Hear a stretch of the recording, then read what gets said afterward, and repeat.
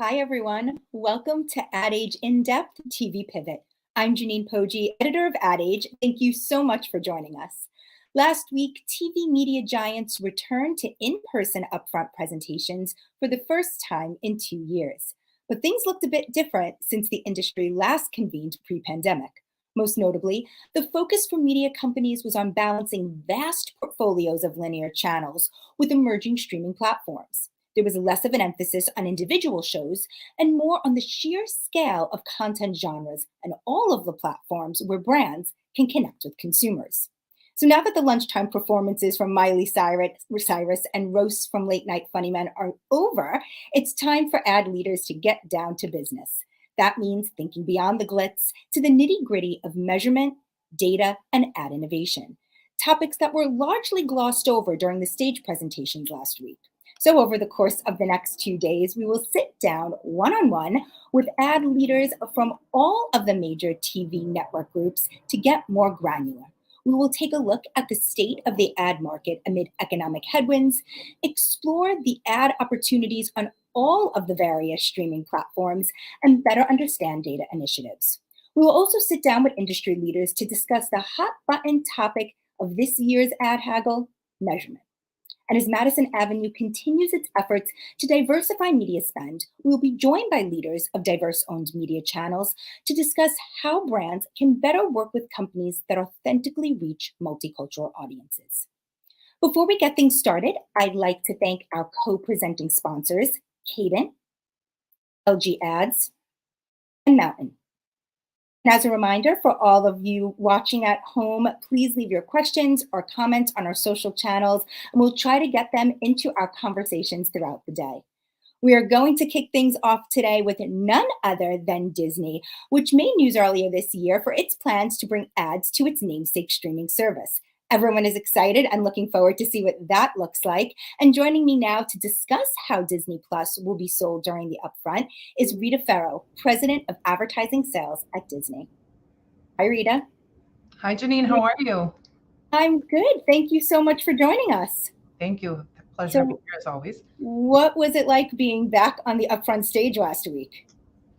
It was awesome and exactly what we had hoped for, right? The chance to get to see everybody in person, to really highlight in a new venue, the new Disney in terms of the scope and scale of our portfolio. I think, we did that last week. It was tremendous in terms of the partnership across, obviously, our theatrical studios, all of our television studios, and our sales organization to make sure it happened. It was the first time we had our CEO on stage, which was great to have Bob there, my new boss, Green Daniel, who took over during the pandemic, who hadn't had a chance to be on an upfront stage. So there was a lot of new last week for us, which was really exciting. And there was a lot there for sure. I mean, Disney has a huge portfolio. How did you think about what to prioritize and what to really highlight during the presentation? Yeah, I think we'd been talking about it for a couple of months and it continued to evolve, but I would say it was pretty consistent in the sense of streaming, obviously a big topic the last couple of years. It was for us last year, as you know, our upfront last year was 40% addressable. And so streaming has always been a big part of what we do because of, when we took operating control of Hulu a couple of years ago, that really changed how much our conversation changed with partners. But I think because of the growth of ESPN Plus and obviously the announcement of Disney Plus, we knew streaming would be a big piece of it. Sports, I mean, is there any better story than the last 12 months than sports and live and the delivery of live sports in terms of bringing audiences together and really, showing a comeback. And so those two pieces were really important. And then the scale of what we are doing across entertainment and making sure that all of our studios were able to showcase the volume of content that was really developed, written, and created over the course of the pandemic that is now rolling out across our platforms. And so, when we sat with Peter and his team, it was like, how do we bring that all to, because we would have been there 5 hours had you been able to go through every single show that's coming. So it was like, how do we take some of the things that we're most excited about and yet showcase at the end in that video of what else is coming, all the other stuff. And so it was really around that and just making sure that people understood we have enough content to really feed all of those platforms with volume and make sure that the audiences understand where they're going to be able to see it, when, and all of that. So that was really the focus. Let's talk more about streaming, because I think one of the big questions leading into the presentation and moving into the actual negotiations is how Disney Plus will come to market with ads this year. You announced that the ad loads will be around 4 minutes per hour. You won't be accepting ads from alcohol brands or politics, and there won't be ads in programming that targets preschool age children. Can you elaborate on those plans and what you're thinking about as you sort of think about the ad model here? Yeah. So, I mean, one of the reasons people come to Disney Plus is because of the volume of movies. And so movies obviously will have different ad breaks than a serialized show will. And so therefore, that's why we say it's an average of 4 minutes per hour, because just of the volume of movie consumption that happens on the platform. We will definitely have advertising in kids content. It will be compliant with all of the COPPA guidelines, obviously with tremendous parental controls. We will not collect data on kids. As you referenced, we will not serve advertising in preschool content at launch. But I ran the kids business, so I foundationally understand the importance of all of that when you're talking about the opportunity to put advertising in kids content. The reality is a significant portion of our audience is actually what we call AWOCs, adults without kids. And so we know there's a big opportunity for advertisers to extend reach. As you know, Janine, because I think you and I talked about it when Disney Plus launched, when is the advertising coming on the platform? It was the first question I got from our partners. And I think, with the expansive growth of Disney Plus, we're actually now at a place where in order to continue to grow, we want to make sure that every consumer has the ability to access Disney Plus and give them options to be able to do that, given the volume of platforms that they have today. And so it was the next opportunity for us to really work with our content partners to really develop that. But we're working very closely with them. Obviously, it is launching in fourth quarter. We are working towards what that date looks like. As you know, it takes a lot to get this up and going.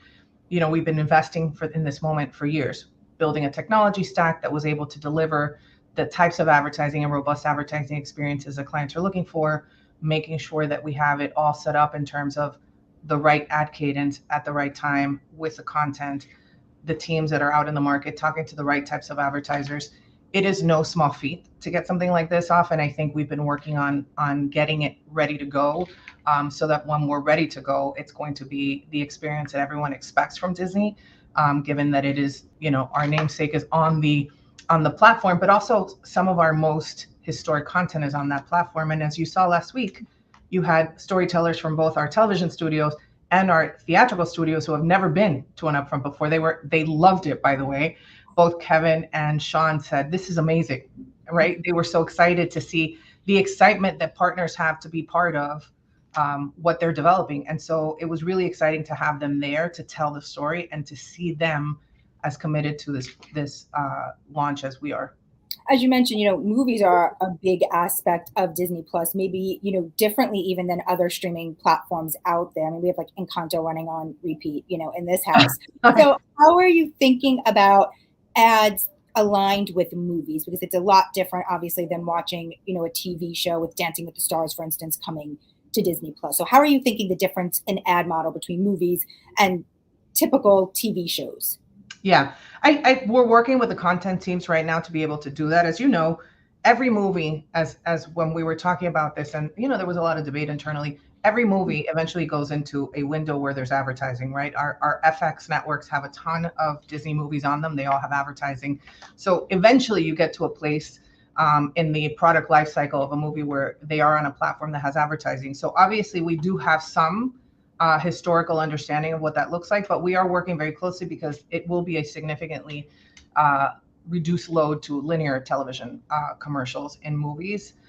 So we're working with the content teams to make sure that we're doing that in the natural breaks where that would make sense from an action perspective, so that you're not cutting something off in an awkward position. And then obviously it will look and feel unique for the content that is on that platform. How are you thinking about the ad model here? Are you looking to borrow some of the things that Hulu has already done, like the binge, pause kinds of things? Are there new ideas that you're sort of looking to bring to the market? What will advertising potentially look like, and the opportunities for brands here? Yeah, so we're starting slow, and we're going to start with just 15s and 30s. Okay. And over time, we will evolve to our full suite of ad products because obviously it will all be on one tech stack. So the backend will be the same for ESPN Plus, Hulu, and Disney, and we'll be able to manage it that way. But I think we're starting so because we want to make sure that the experience is the right experience and that we understand, obviously, in the evolution of people deciding to take an ad-supported product versus a subscription-only product, that we are managing that closely. So it is a slow build for us, and that's intentional. And we're making sure that all of our partners understand that as we start. And some of your other competitors, when they launched like ad tiers or came out with streaming platforms, they limited the number of brands that could buy in. Is that something that you're thinking about, sort of limiting the pool of potential advertisers who can initially like buy in? Not limiting the pool, because I actually think that's a user experience thing that's really been a big learning opportunity for us with Hulu, which is you want to have as broad a range of advertisers as possible so you don't have advertising fatigue.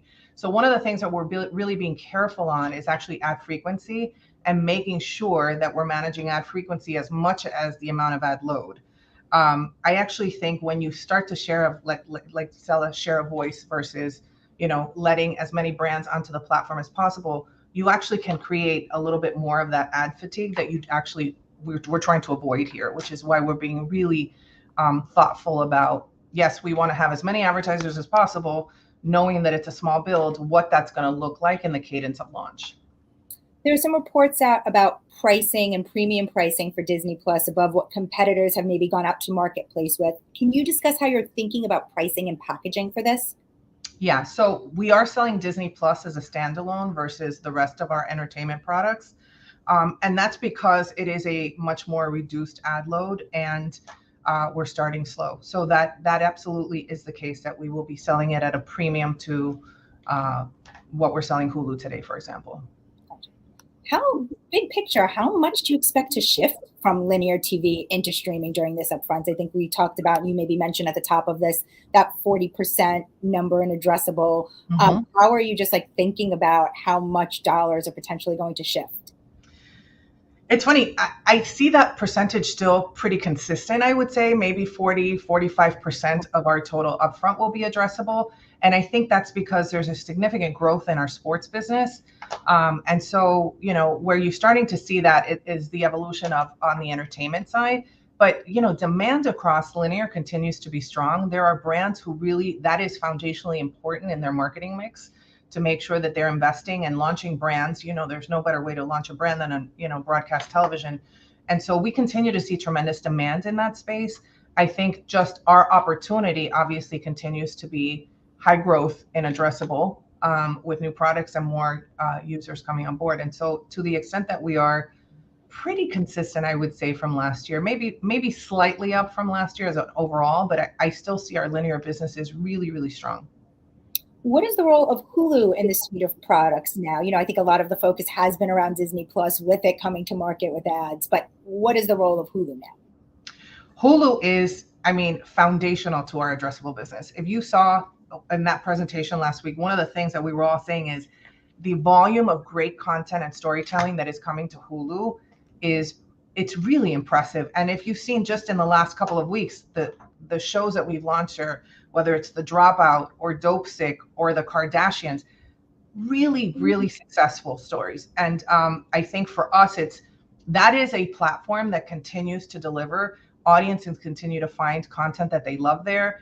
With Hulu Live being part of the opportunity as well, it gives it a broader experience of why people want to come to the platform every single day.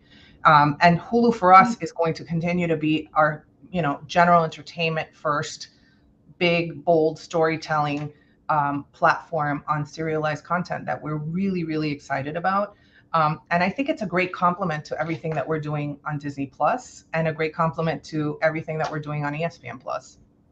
I want to zoom out a little bit and talk about the state of the marketplace. Amid the war in Ukraine, global supply issues, and inflation, what do you think the impact will be on advertising? And is there any concern around any categories like auto or others? Yeah, there's definitely been impact on certain categories. I would say pharmaceutical is one that we have seen that has been impacted by supply chain issues and just inflation in general, right? The cost of getting products on shelf is more expensive, transportation costs, raw material cost. That's a category that we're seeing has some impact. The chip shortage on autos they thought would be back this year. I think it's extended given everything going on in the marketplace. But then there's other areas of opportunity, right? We're seeing pharmaceutical as a category that's up. Entertainment is up, right? People are going back to the movies. There's some big movies that we've had. There's other big movies coming out this Memorial Day weekend that I think people are going to be super excited to see in theaters. And that's a great thing for an industry that took a while to get to where we are. And then you have other categories like sports betting and cryptocurrencies who came into the scatter marketplace last year because they weren't in the upfront, that I do think are going to start to move as more part of the upfront. So, there's some ups and downs. There's no question what we're seeing in the economy right now will have an impact on business. I do think, though, however, that when you're having these conversations with marketers, that just means that they're going to be very deliberate about where they spend their dollars and what partners are looking to make sure that they're investing in that allow them to deliver the scale of audiences they need with the flexibility to move money around across platforms, across months, things like that. So I think all of those things will play a big part of what we see in this marketplace. Flexibility was definitely a big word of the last 2 years. What does flexibility look like this year? I think flexibility means being able to talk about deduplicated audiences across platforms. I think it means, hey, I have dollars that can't land in entertainment because there's not impressions, but there's great impressions in sports. Can we move money there? I think it means, I want to make sure that I'm delivering, on streaming in ways that if I can't, when you start to look at, how we measure viewership today, it used to be about the, C3. And I think clients are really looking at, products that are having a longer life cycle and looking at how does audience aggregate. So like if a show launches, call it on ABC or on any other broadcast network on Tuesday, but it has in the next 30 days equal audience or more on streaming across the marketplace, how do they take advantage of that reach in terms of product placements, partnerships, extending the conversation on social? And so I think all of those pieces are going to be really important in this marketplace. I mean, they're conversations that we're having every single day, but I think the notion of how do I measure that? What does the currency look like? How are we measuring outcomes? What does it mean in terms of the guarantees and how we're thinking about the guarantees? And so, Nielsen is still important. There's not a deal that's been done that hasn't included Nielsen, no question about it. But we're also looking at, the new Nielsen One currency. What is that going to mean in the market? How do we think about cross-screen measurement and using other vendors like Samba TV or iSpot? And, you've heard all of them. Comscore, what is their role in this marketplace? And how does that bring value? And so clean room solutions, very important as part of this upfront and making sure that we've set up clean room solutions to do data matches. Obviously, Disney Select has been a product we rolled out last year. We've innovated on it. We've now set up clean rooms with most of the holding companies, and that's been a really valuable piece of how we think about, first-party data partnerships. Yeah, let's talk a little bit more about measurement. Like you said, Nielsen is expected to still be the currency that is used during the upfront. There are tests going on of alternative currencies. How much do you think those will play in deal making this year? And what are you seeing so far from any testing that you've done? Yeah, I think people listen, everybody wants to test and learn. They all say, bring it, right? So, we look at partnerships. We have with Omnicom, for example, we have a partnership with Comscore and looking at things. We're testing with Publicis and Nielsen One on the new currency rollout and how we think about that. Clean rooms, we have clean rooms set up with most of the holding companies to figure out what are the opportunities there. I think everyone wants to test and learn because we all want to be innovating as an industry, clients as well as agencies, as well as the media companies, right? And so there's never been a better time to be able to do that. I think eventually we're all going to wind up coalescing around a couple of things that really work, but I think there's still a long way to go there. And so hopefully, we'll all coalesce around things that we'll start to see trends, right, as part of this upfront and the amount of opportunity to test and learn in that space. Yeah, it does seem with all of the different media sellers utilizing and testing different currencies that at some point that'll be confusing and labor intensive for the industry. So it'll be interesting to see if there'll be multiple currencies, if there'll be one or two, or what that all shakes out to look like. Yep. So you mentioned the sports marketplace, a big one for Disney, of course. What is the state of the sports marketplace? And especially as we think about things like, you even mentioned a category like sports betting is becoming a bigger one just from an advertising perspective. But there are opportunities too with brands around sports betting also. Like, how are you just thinking about the marketplace right now and the new opportunities for brands there? I mean, I think the sports marketplace has not looked this good in a couple of years. I got to be honest with you. We were having a conversation the other day with our sports team and just trying to think of what does it mean in terms of you're seeing an NBA postseason right now that looks really great. And I mean, last night's game was extraordinary. The NHL season is going really well. The NFL just released the fall schedules across the networks. It's exciting to see what's coming there. College sports, I mean, NCAA basketball was extraordinary, the women's and the men's, right? So I think sports from a marketplace perspective has never been a better place for marketers to spend time really analyzing where are the opportunities. And I think a lot of them are, by the way. I think what we're seeing in these conversations is people realizing if I want to make sure that I'm part of certain moments of the year and moments of time, there are big sporting events that deliver consistently and with big impact. And so that will continue to be a case for us. I think in terms of the conversations we're having in this upfront, I think we've made as a company, ESPN has invested substantially in the right sports rights. We have all of the 4 majors in the US on our air. We have a new booth on Monday Night Football. Our schedule reflects that new booth. We're so excited. We had these secondary telecasts like what we did with the Manning cast that were really successful and created a whole new audience coming to the platform to really allow us to cover sports differently, maybe from a more casual fan perspective, that is really funny and engaging and really added to the whole sports conversation. So I think we're going to see more of that. I think you're going to see brands looking to get into more of that. And it's exciting to see because ultimately it's across multitude of sports. It's not just the NFL or it's not just NBA. It's really across the portfolio. You're seeing a tremendous audience showing up and watching sports. And you have the XFL also to sell this year. Yes, how exciting was that to have The Rock on stage last week?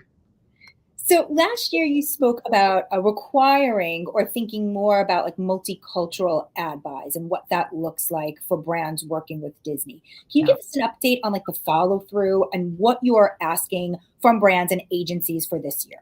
Yeah. I mean, the brands and our partners showed up big time last year. When we put out a number, I never thought they would exceed it, and they exceeded it holistically and really pushed for more. Can you remind us what that was? It was over $100 million in commitments in year 1. And so this year I was really bold and I said, I'd love to triple that, right? Because our industry, as you know, Janine, you give them a challenge and they like to hit it out of the park. And I'm like, well, the bigger the ask, the bigger the reward. And they've just delivered over and over again. And I just think there's so much more investment now. You saw it across the magnitude of content that we put out. Brands really showed up for women's sports, and women's sports had a renaissance this year in terms of coverage across our platforms, but really of investment by brands really committing to making sure women's sports had windows of opportunity on the network, so much so that they would come in and invest to make sure that we covered it more.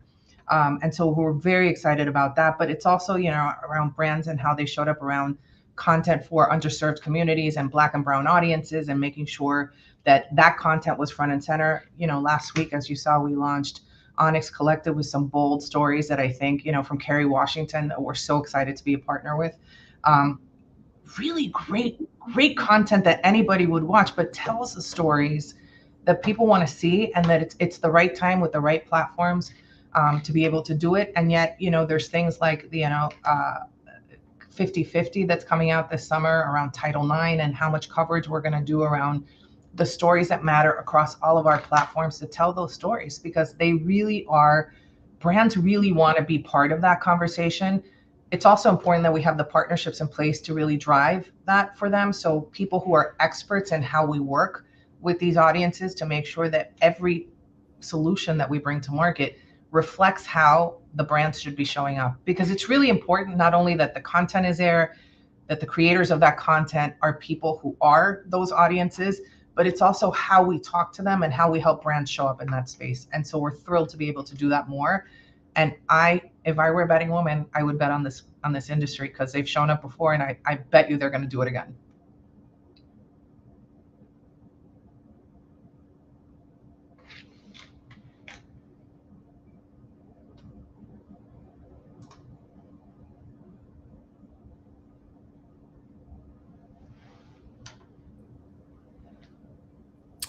Hi, I'm John Diosum. Thank you very much, Rita. That was a terrific conversation. It looked like Janine's screen was frozen, so we're just going to take it over from here. Thank you for joining us. Thank you. All I was right. worried it was There's me. Janine. Back, Rita. Sorry about that. Thank No you. worries, no worries. I was worried it was me. It's always mine. You want a minute back, Great Janine? seeing You can you. have it. No, great seeing you, Rita. We're at time anyway. Appreciate it, and I look forward to seeing more. Thank you, Janine. Thank you, John. Yeah. You're welcome. Thanks, Rita. Thanks, John. And thank you, Janine. I'll take it from here. All right. Hi, I'm John Dioso. I'm the editor of Ad Age Studio 30, and I'm very pleased to welcome Jim Chicarico, President of Sales and Chief Revenue Officer at Cadence, to TV Pivot. Thank you for joining us today, Jim. Hey, John, how are you? Hey, good to see you. Let's get right into it. I know we have a lot to talk about, and I really want to give you the opportunity. Not that long ago, it was actually the last live work event that I attended. God, can you imagine live work events during the pre-COVID days? I asked a TV industry insider, will Netflix ever introduce an ad-supported tier? And the answer was an emphatic no, because they argued Netflix's entire value proposition was that there were no ads. But I can't think of a better setup for the state of TV right now. How did this industry leader get it so wrong, or at least potentially so wrong? And what does that say about where the industry is now and where it's heading? Yeah, first of all, following Rita, I wanted to say I enjoyed watching her. I'm one of her biggest fans and have worked alongside of her for many years. So I was excited to see what Disney is doing. But, I don't know about, you say that Netflix got it wrong. Did Netflix really get it wrong? I think they've been doing pretty well. You put words in the mouth. I didn't say they got it wrong. Yeah. Did the industry leader saying there's no way that Netflix would ever add ads, but 2 years later, that's obviously not true. Well, so listen, something changed. Something changed. They do have 200 million subscribers. They, have really been focused so much on content. And, as you know, everything is going up. The cost to create content, sponsorships, ownership, sports, league participation, all these things are going up. So things change, right? And the markets mature too. Listen, there was the Wild West until about 6 months ago, where Wall Street really didn't hold anybody accountable for profit, for revenue, for net. Now all of a sudden the pivot has happened, right? All of a sudden, all those companies, somebody once told me, Jim, it's not about revenue, it's not about net, it's about being on the right elevator. Well, all of a sudden, being on the right elevator is not enough, all right? And listen, Wall Street will certainly punish them because of the fact that they may have lost some subscribers, so that hockey stick growth is starting to, mature a little bit. But if you go back to the days of broadcast, if you go back to the days of cable, right, the early days of cable didn't have 14 minutes an hour of ad time, right? It ultimately graduated to that as the cost of acquisition, the cost of inventory, the cost of everything, including content, kept rising and rising and rising. Listen, it's no different for Netflix than it is for everybody else. Ultimately, in order to keep investing in content, they have to find another revenue stream. And I think adding, revenue from media stream is going to be important for their growth. There's a lot of people in the space. It's a crowded space, but it's a multi-billion-dollar space, and they'll come in and grab a lot of money very quickly. So I'm not sure they got it wrong, but like everybody else, they're pivoting, and I think they're adjusting to the new world we live in. I think they'll be very successful at it. I think people are going to get used to it. I'm sure they'll offer different varying services with and without ads, kind of like Spotify.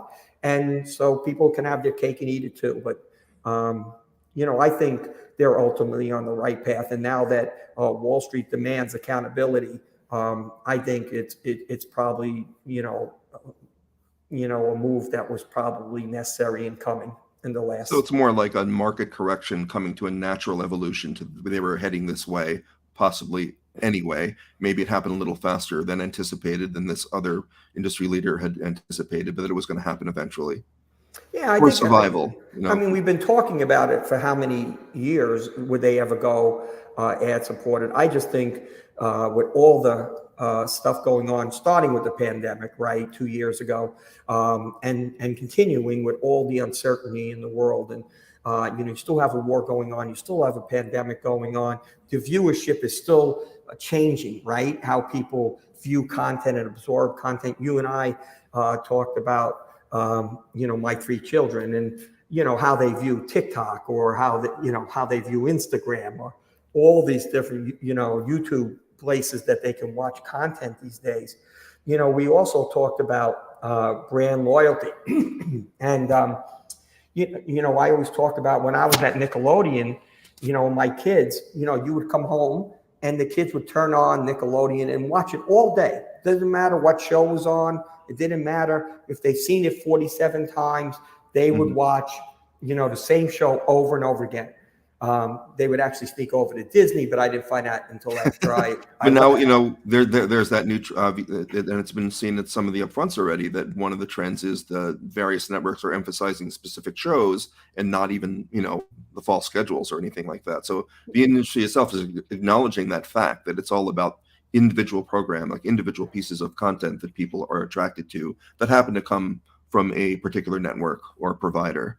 Is that where you're going with this? 100%, yeah, 100%. Listen, and it's not just young people too. Like, it's all ages. We're watching that show Tehran, who was on a couple of years ago. The only problem with these on Apple streamings, TV, right? Yeah, the problem with these streaming services is there's so much time, Ozark, between the last episodes and the next season. You get older, you forget crap. You're like, holy, what the hell happened? I don't remember that. So I don't like the time in between the seasons, but we started watching Tehran. The first thing we do is you go to Apple to find out, where is it? Is it on Apple? Is it on Netflix? Is it on Hulu? Is it on, so, and you watch shows, were they on Bravo? Were they on TLC? Were they on, I don't know, right? I mean, does it matter anymore what they were on? Nobody has. As long as you can access it, yeah. You just, and the same thing is happening to even the kids, right? So the kids go on and they watch a show. They Right. want to watch SpongeBob, right? They watch SpongeBob. Is that Nickelodeon anymore? It's SpongeBob now, right? And the same thing with Disney shows, the same thing with Cartoon Network. So you see from an early age, this starts now. It's all about content, a show. It's no longer brand loyalty, except when you maybe get older. And then for some reason you start watching CBS and you don't know why, and you live in Florida and you're like, you don't know why, and you drive a Cadillac and you don't know why. All that crap starts to happen. I don't know. I find myself watching CBS, and I said to my wife, I said, you know what? We're watching CBS. How did that happen?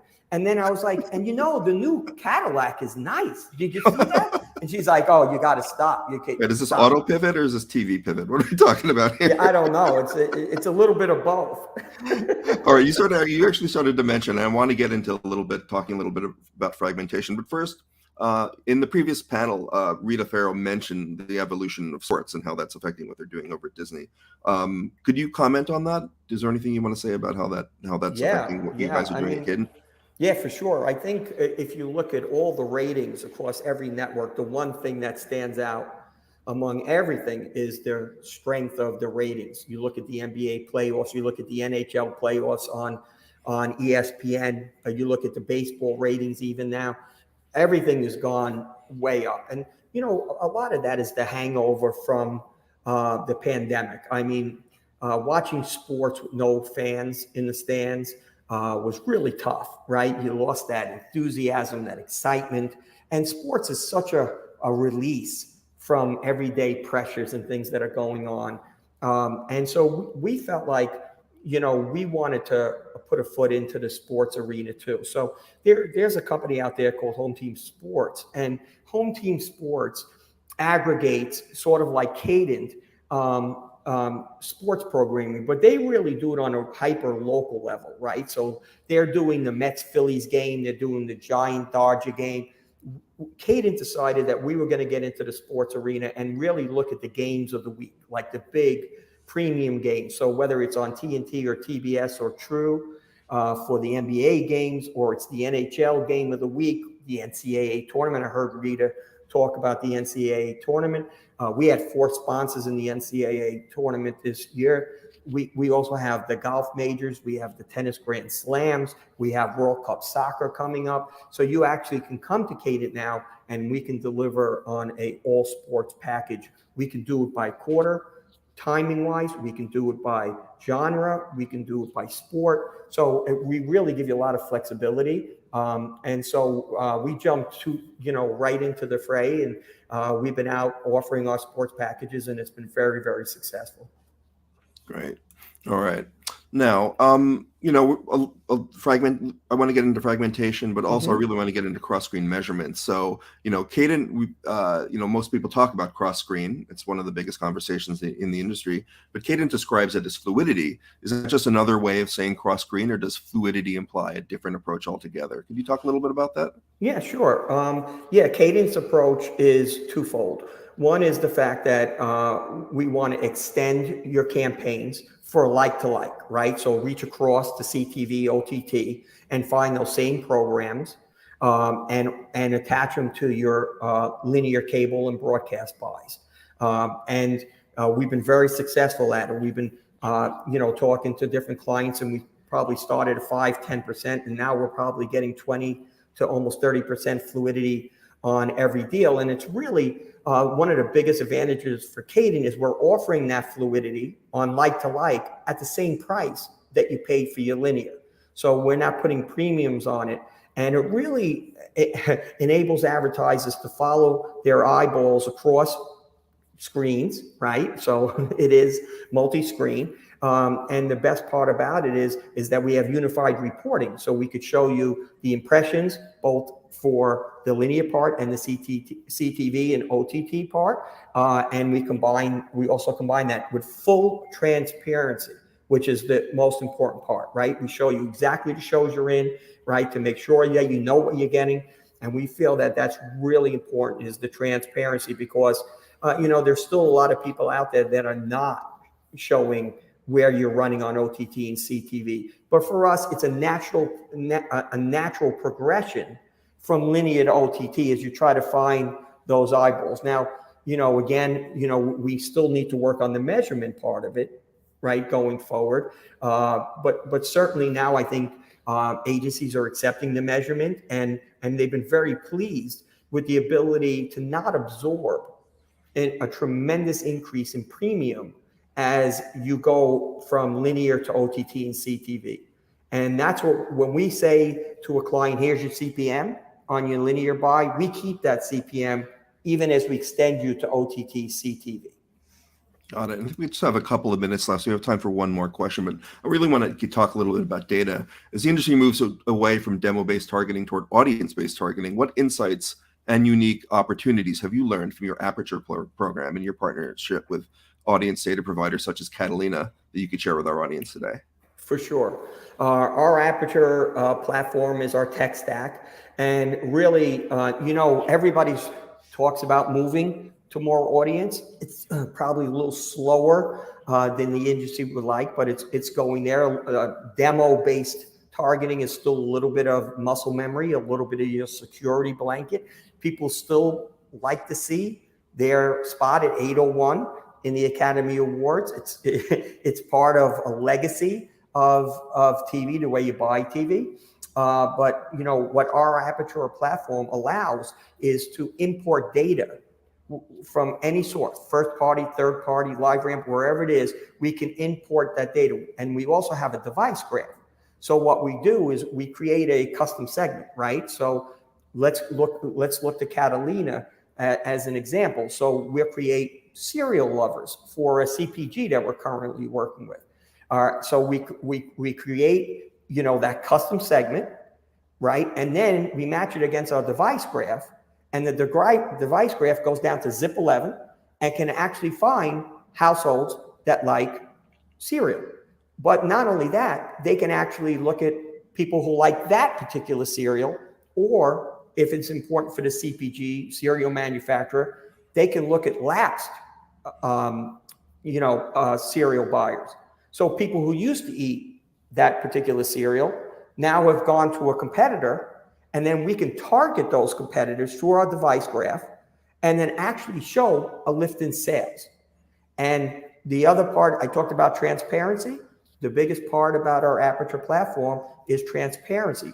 The other part is we're Switzerland. We don't have a horse in the race, right? So when we optimize to the data, we look at the entire industry, every network, 90 networks.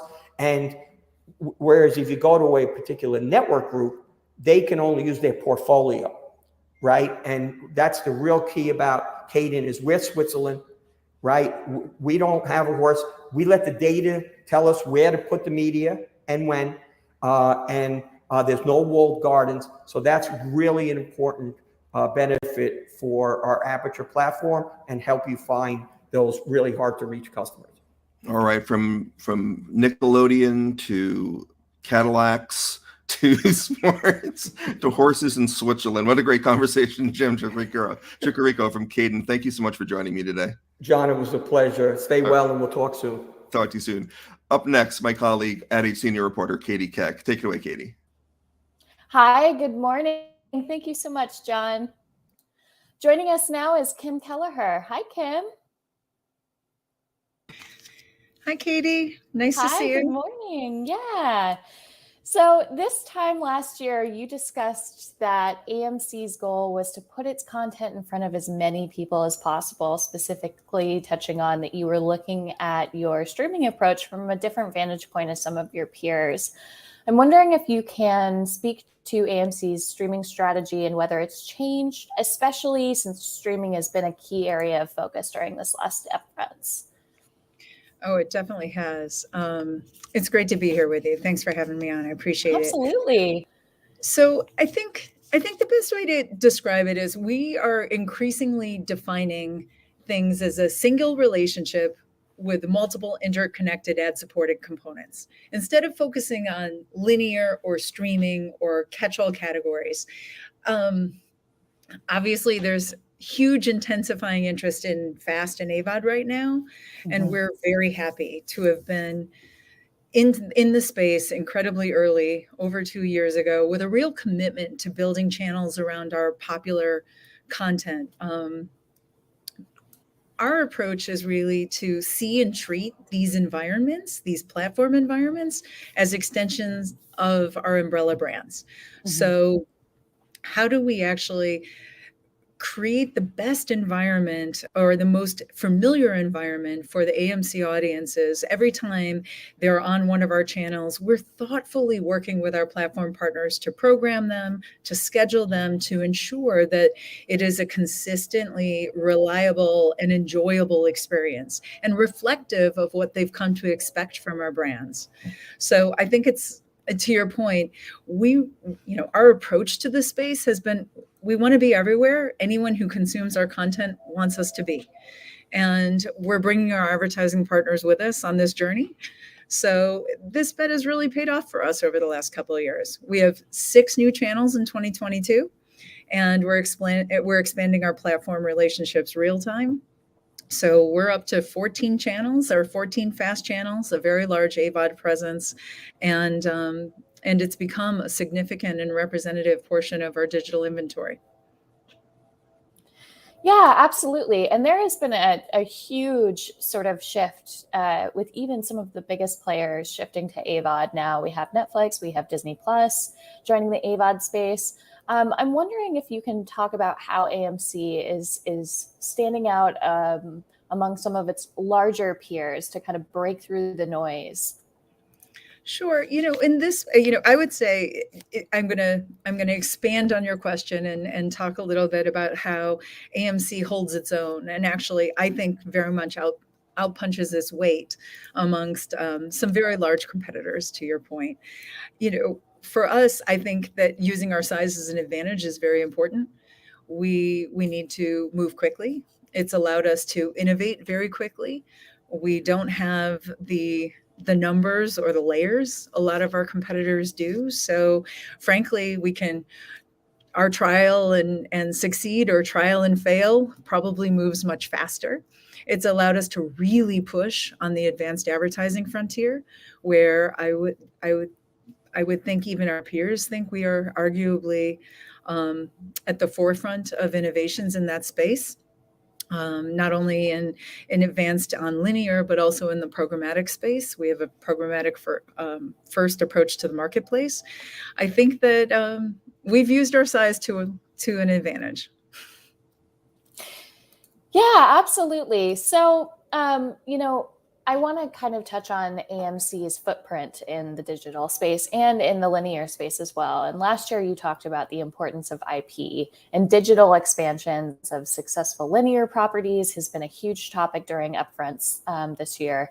Can you speak to AMC's strategy around expanded universes and how it's using its digital properties to, play well with its linear footprint as well? Sure. We really try to put the viewer at the center of everything.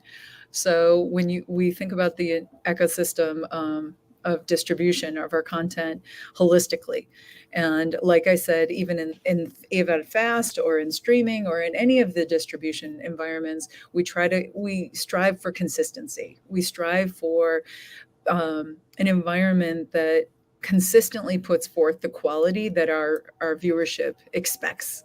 So we have a bespoke approach to streaming that I'll talk about for just a second. So Please. We've built out a suite of targeted services for superfans of a content category, whether they're focused on horror and love our Shudder service, or people who love international mysteries and dramas and can't get enough of our Acorn service, or content created by Black writers, producers, and directors specifically for Black audiences, which you will see on our All Black service. Our CEO, Matt Blank, talks about this regularly. AMC has never seen our services as being a competitor to the big something for everyone platforms. We want our services to be everything for someone platforms. And so by design, I think our subscription services are complementary to the general interest streamers. And this targeted approach really gives us a better business fundamental set. So we have a lower cost of content. We have better retention dynamics. We have less price sensitivity from subscribers who see themselves as part of our communities of like-minded viewers. So, and we really, that allows us to focus our energy on super serving a volume of content that is tailored to their specific interest. We think we really stand apart in this approach in the marketplace, and we've seen it in the business fundamentals around the streaming model that we've built. I couldn't agree more. I think we have time for 2 more questions. So I wanted to ask about alternative currency and measurement. It's a hot topic right now. Can you speak to how AMC is thinking about measurement for its own business? Sure. I think we're all thinking about this a lot. And I think it's important to clarify that we're not looking for a current Nielsen replacement for linear television. I believe AMC and the larger industry are looking for a true cross-platform measurement solution. We need consistent and reliable measurement with complete coverage that brings true comparable metrics across the platforms. So our approach has been to be active. We have active and vocal members on MRC, ANA, VAB committees, where all the major media groups are talking to each other about present and future measurement needs. And I think our position is, while we're very happy to see Nielsen aggressively working to improve their current measurement and expand their measurement across platforms with their Nielsen One product, at the same time, we think it's a great time to evaluate other measurement partners who have been making huge advancements in the space as well. So while 2022 is a test and learn phase, ultimately, I think we're all very intent on finding the right solution for our clients to help them reach their customers. And we're working with everyone. We're working with iSpot, ComScore, 605. We're in conversations with VideoAmp. This is just to name a few. So it's a great time for experimentation. Absolutely. And then, so with our last question, AMC has said it's not currently planning to add ads to AMC Plus. Can you touch on the thinking there, even as we're seeing this industry shift over to cheaper and ad-supported plans, and whether maybe we're going to see ads on AMC Plus maybe down the line? I think that our approach is really to be as thoughtful as possible. As I mentioned before, we think of these services as more than they're much more than general interest services. They are fandoms. They are communities.